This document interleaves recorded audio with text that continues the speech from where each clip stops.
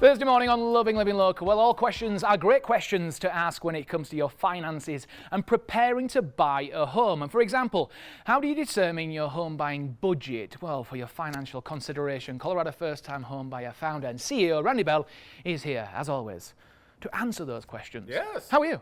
I'm good. How Happy are Thursday. you? Some. Let's do it. Oh, let's do it. Let's do it. You're going to be hanging out all morning. Okay. I am. It's going to be awesome. I'm going to jump straight in with some questions, okay? Must-haves versus nice-to-haves when you're searching for your first home. Well, it sounds glamorous, doesn't it? It does. You're going to make a list. I want this. I want this. You know, I mean, and a lot of people come in and say, I want the 2-car garage. I want the finished basement. I want, you know, it's your first home. It's not your forever home.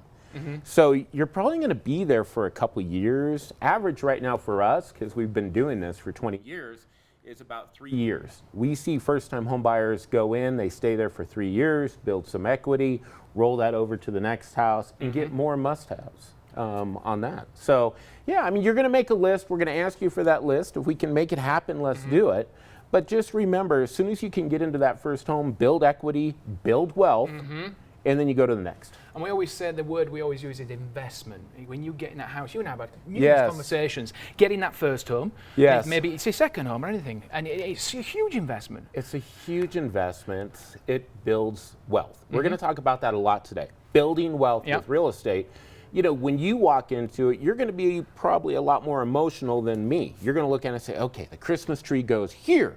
You know, the fireplace, I see this, and I'm going to be looking at the numbers going, yeah, for equity, this thing's going to roll. Yeah. You know, and Tatiana's here. I'm going to tease that. Her and I were just talking about, do you do a new build or do you do an existing home? And she's going to explain the difference on that. But that's, what are your must-haves? And when you get into a new home, you get into that design center, oh my gosh, money can go out the window because you're like, yeah, I want that chandelier, I want that refrigerator, I want this. And you're like, how much is that? Whoa, all right, dial it down. I think I remember I bought my couch before I actually put the final number on the house. I've got a couch, I got the mirror, I got everything. I was so excited. Yeah. Because it's a big step. They are. It's a huge step. Yeah. It really is. Yeah. And something you can continue for the rest of your life and build, like you mentioned, build this wealth, build it and build it and build it. Yes. Appraisal versus Zillow Zestimate. Yes. Okay, this is an interesting one, isn't it? Yeah, Zestimate, I mean, they're basically using your algorithms, they're using data, they're figuring out around the neighborhood what other homes have sold for, which is good. It's going to give you a base, but when you get a true appraisal or getting information from a realtor of really what's going on, because that data could be behind. Perfect example, I've got a listing coming up for the company soon, a return buyer, and we're going to sell it, get them into the next home. But it was interesting, the Zestimate and then what the appraised value was, Zestimate was $75,000 lower than the actual appraised value. So when you're looking at homes out there with your agent and you're like, oh yeah, I just pulled this estimate, this thing's way overpriced, that may not be correct because you want to get the actual recent sales. So if a house sold a day ago or a week ago, it's not going to be listed usually in the Zestimate. That is fascinating, it really is. What can the viewers expect this morning? Okay, because Tatiana's here as well. Yeah. I mean, you're going to be hanging out all morning as well. It's going to be an interesting conversation, isn't it? It is. Yeah. It is. Interest rates, programs. We're going to talk about down payment assistance. $25,000. Can you use it? Is it better to use down payment assistance or trying to come up with your own down payment? Okay. Tatiana's got the answer for that. Wonderful. Randy, thank you as always. Okay. Thank you. And the realtors and experts at Colorado First Time Home Buyer are always ready to help, and you can take the next step. So visit the website or call the number to learn more. We'd also like to thank Colorado First Time Home Buyer, as always, for bringing us this segment. And like we said earlier, it's a takeover. There's still more to come, and great advice from not just Randy, but Fox 21's economic expert Tatiana Bailey in the house. Will be joining us very soon to get you navigated through the housing market like a pro. Shot, MC. Right here? Okay. Well, it's a takeover on Loving Living Local, but not for the reasons you think this morning, because we brought in the experts to get you better prepared for the economic and housing market changes that could come with a new president. And Randy is back along with special guest, economic expert Tatiana Bailey. How are you? I'm well, thank you. How are you? Wonderful. It's the first time you and I have ever met. I know. I know. I've been on this show before, but it's a long time ago. I know, but you know what? You're very, very welcome. Okay. And no, you are very welcome. Randy as well. Obviously, we've spoken earlier on in the show. But Tatiana, I want to start off first of all, okay? You do the wonderful, wonderful work of the Fox 21 Economic Takeover, okay? That we hear wonderfully from yourself. I need to ask, I'm going to go national. Okay. Okay, we've got some changes coming up, haven't we? Yep. In the next few weeks. Just a few. Just a few. Yeah. But I would say it's one of the biggest elections ever, isn't it? Yeah. And say that. where are we going economically? I mean, what's the bigger picture really from your perspective? Well, I mean, there are more than the usual variables, if you will, right? Between the election, the differences in the policies of the two candidates. I mean, it's looking like a really tight race right now. Just yesterday I did a presentation and, businesses and consumers are saying there's a lot of election uncertainty and, because of that, they're holding off on buying, sometimes even buying homes, certainly businesses investing and so forth. But really, when you think about it, if it's roughly a 50-50 split, you've got about 50% of the population and the businesses that are going to be happy with the outcome and another 50% that aren't. So I don't know that in the short term, in the next year or year and a half, we're going to see as much change in policy, because even if they say, okay, we're going to do this with tariffs as an example, or with first-time home buyer, like Harris wants to do, it takes time. Right, for that to sort of trickle through. But the good news on especially the home buying side is that interest rates have started to come down, right? And we had that bigger cut in September, 50 basis points, half of a percentage point, and they're going to continue to come down. I don't think they're going to come down as quickly as people think, though. Okay. Right. Well, let's bring. Oh, do you agree with that, Randy? I do agree with that. Yeah, I mean, we had the jobs report last week was much better than they thought. Fannie Mae came out and said, yeah, we're going to be at 6% by the end of the year. We're not. Rates actually went up a little bit this last week after that report came out. So I think she's absolutely correct. It's not going to drop as quick as we would like for rates. But, right, and remember that when jobs reports come in good, you have good economic data, it's kind of ironic, but what ends up happening is that says that the economy is doing pretty well. And for instance, if people are really demanding a lot of workers, upward pressure on wages, and there's pressure on inflation, right? So that's where it all trickles down to interest rates. Kamala Harris mentioned the $25,000 deposit on first-time home buyers. Yeah, I mean, it's been a little confusion on that. Is that a tax credit? Is it down payment assistance that you have to repay?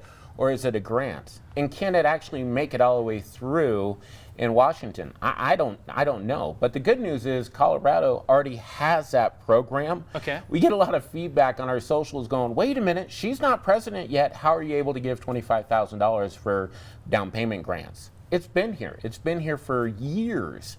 We offer that. Yes, and a lot of people don't know that. They think they have to wait and see if she becomes president to get that down payment grant.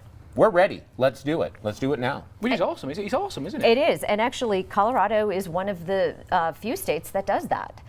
Most people don't realize we are fortunate in the state of Colorado. And even though, yes, we've become more expensive over the years, on the other hand, we have these types of programs which do not exist in other states. Very, very interesting. Randy, have you got anything to ask Tatiana?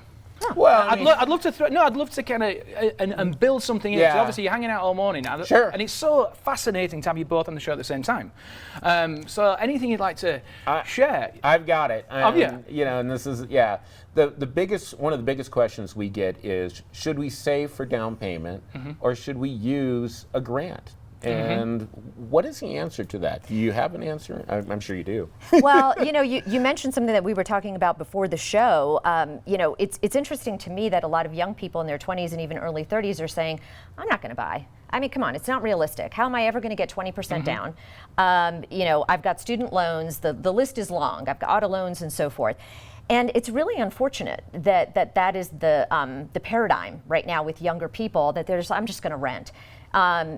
That perception of unattainability is kind of crowding out the whole thing of, hey, home ownership is the primary mechanism to build wealth, right? So, even if you hold on to a house for only 5 or 6 years, when you turn around and sell that house, you're going to make money.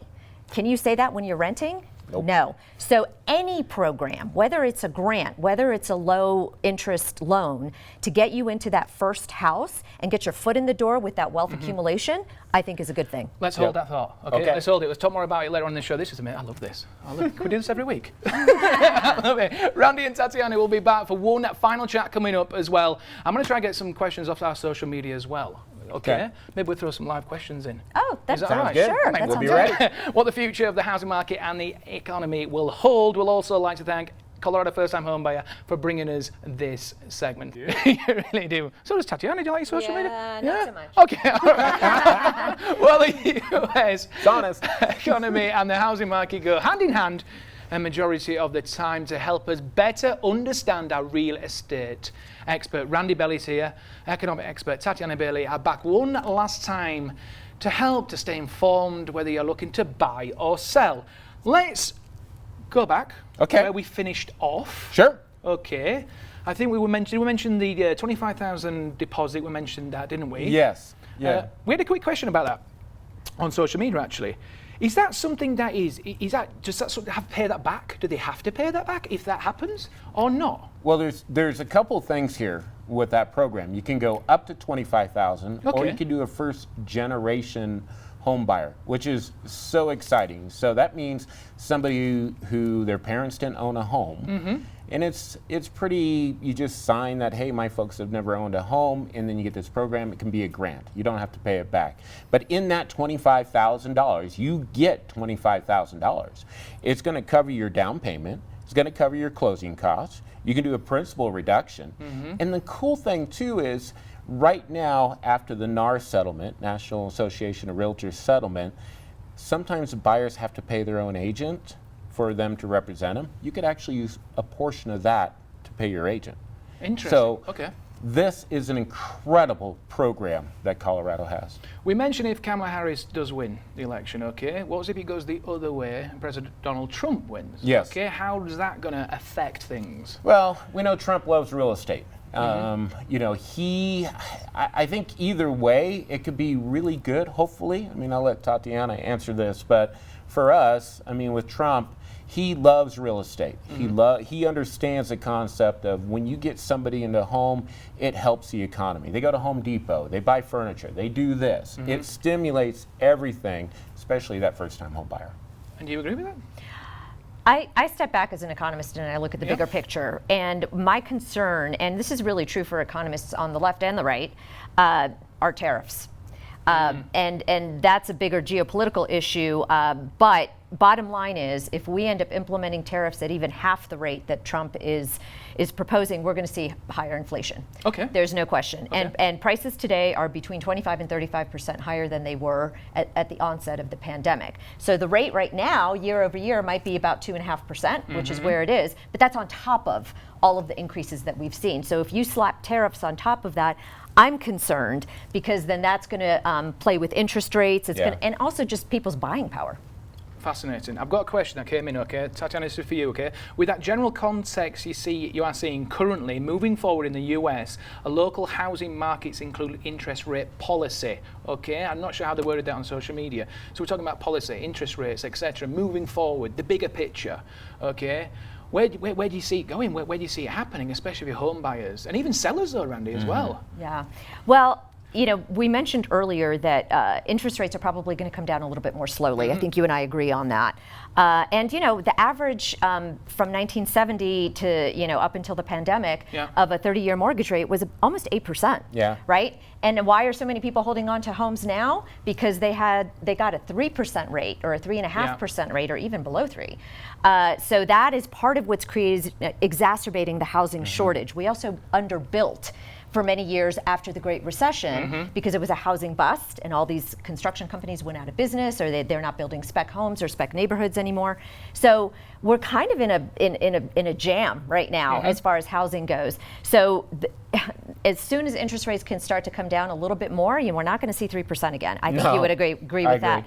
but it's still a really good deal to buy a home. It's still the primary mechanism to accumulate wealth. So what I'm telling a lot of people is take advantage of the fact that new home prices are actually have leveled off and even decreased a little bit. Existing homes is a different story, precisely because people don't want to move with their low interest rates. So, as interest rates come down, hopefully, and as new homes in particular, level off and even decline a little bit, and a lot of buyers are also giving incentives, that's where I would go. Would you agree with the new homes, Tatiana? I do agree. Yeah. Absolutely agree with that. I mean, we get a lot of comments on our social media about people going, "Oh, the market is just going to bust and housing prices will drop." And that's just not true. There's just not enough inventory out there. And that's what people need to think about, is there's not an inventory. In 08, when that market went, I was in it. And we had a ton of inventory. And they were trying to get rid of it. We don't have that problem now. Right. But I do agree with the new bill.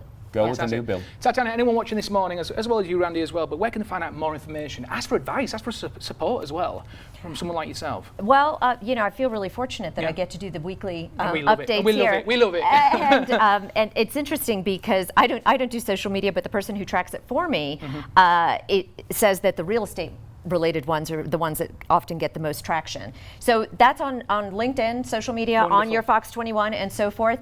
And then we also do a weekly economic update. And the website monthly. is on your screen That's now right. as well. And That's also right. Colorado Lots of first information. time home buyer as well. Tatiana, thank you so much. Randy, thank you Thank so you. much. We're back tomorrow with Friday's Loving Living Local at 9 a.m. I want to do this again if possible. Yes. All right.